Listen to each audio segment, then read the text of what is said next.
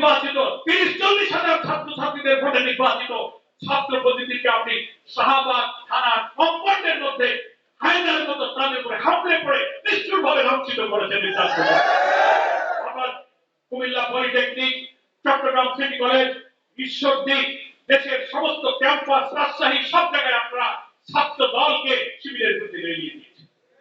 এদিকে পার্লামেন্টে আমাদের বিরোধী অপোজিশন আমির জামাত বলছেন আমরা সরকারকে ভালো কাজে সাহায্য করব। জ্বালানি সংকটের জন্য নোটিশ দিয়েছে, আলোচনা হয়েছে। আমির জামাত বলেছেন আমাদের কাছে ভালো প্রস্তাব আছে, আসুন। আলহামদুলিল্লাহ আপনারা ওয়েলকাম করেছেন, একটা কমিটি করে সমাধান করবেন, ভালো কথা। আমাদের এক সাবেক ছাত্ররাও বক্তব্য করেছে যে আসেন আমরা এইভাবেই সব কাজে সমঝোতা করি।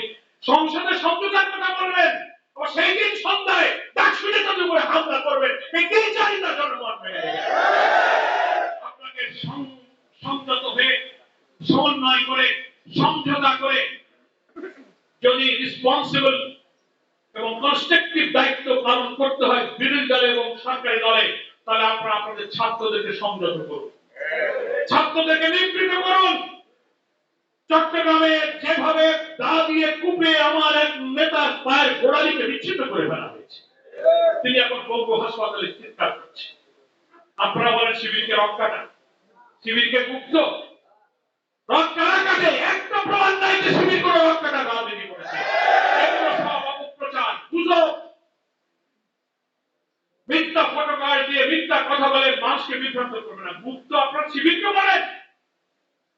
জনগণ যদি বলেন যে 17 বছর যারা দেশে না থেকে এখন আছে তারাই মুক্ত ছিল, জনগণ যদি বলে সরকারের মধ্যে উপদেষ্টায় লুকিয়ে থেকে তারা এখন পররাষ্ট্রমন্ত্রী হয়েছে, আপনি মুক্ত।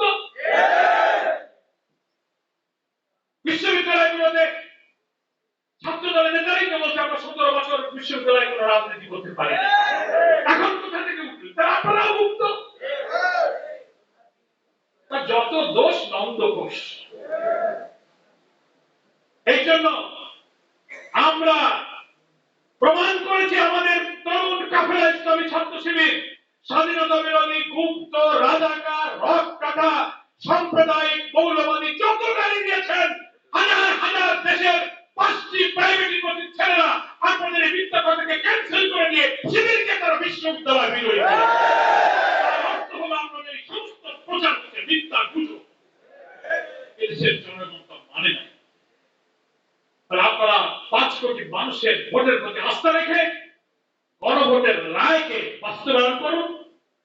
11 দলীয় ঐক্যের পক্ষ থেকে সারা দেশের বিক্ষোভ, মিটিং, মিছিল, মহানগরী, জেলা, গোল টেবিল, আমাদের আগামী কালকে জুলাই যোদ্ধা শহীদদের নিয়ে জাতীয় উদ্যান সরোয়ারটিতে বিশাল জাতীয় সমাবেশ অনুষ্ঠিত হবে। সবটা লক্ষ্য হচ্ছে রাজনৈতিক সংকট এবং আবার রক্ত ঝরার দিন থেকে বাঁচাতে গেলে জুলাই সনদকে সংবিধান আইন হিসেবে অন্তর্ভুক্ত করুন।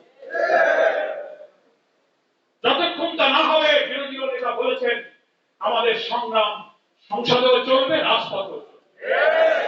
আমরা রাজপথ চিনি, আমরা রাজপথেই থেকেছি। কি আমাদের হারাবার আছে? আমরা আমাদের প্রিয় নেতাদেরকে ফাঁসির মঞ্চে ঝুঁকতে দেখেছি, আমরা নিষিদ্ধ হয়ে গেছি, আমরা বাড়ি ঘরে থাকতে পারি না, গুলির মুখে আমাদের ছেলেরা জীবন দিয়েছে। আমি কি ভয় নিয়ে আপনি ইসলামী আন্দোলন নির্বিঘ্ন করতে না? আমাদের হারাবার নেই। যারা রক্ত দিতে জানে, মরতে জানে, তাদেরকে কেউ রুখতে পারে। এইসব ভয় দেখাবেন না।